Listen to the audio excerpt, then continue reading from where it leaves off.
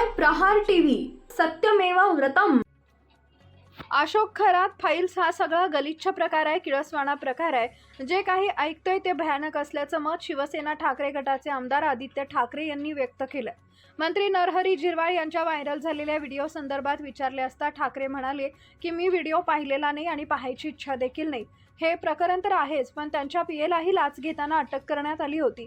साताऱ्यात काय झालं ते आपण बघितलेलं आहे। कोण मुख्यमंत्र्यांवर टीका करणारा मंत्री आहे, कोण मार खाणारा मंत्री आहे, असा सगळा कारभार घेऊन मुख्यमंत्री कुठपर्यंत काम करणार आहेत? ही वेगवेगळी प्रकरण समोर येतात, हे मुख्यमंत्र्यांना पटतंय का, असा सवाल आदित्य ठाकरेंनी केला। या सगळ्या प्रकरणात असणारी लोक मंत्रिमंडळात असण्याच्या लायकीची आहेत का, हे मुख्यमंत्र्यांनी बघावं, असं ठाकरे म्हणाले। 80% समाजकारण, 20% राजकारण ही शिवसेनेची ओळख आहे।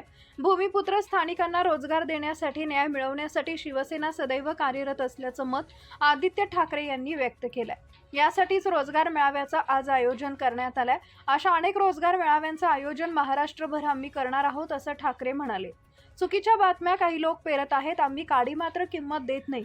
ऑपरेशन टायगर बाबत बोलताना आदित्य ठाकरे म्हणाले की डोनाल्ड ट्रम्प यांचे खासदारही त्यांच्या संपर्कात असतील।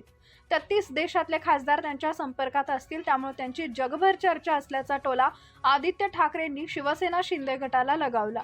मातोश्रीत झालेल्या खासदारांच्या बैठकीबाबत देखील आदित्य ठाकरेंनी प्रतिक्रिया दिली। बातमी तुम्हीच लावणार आणि उत्तरही आमच्याकडून मागणार, असं ठाकरे म्हणाले।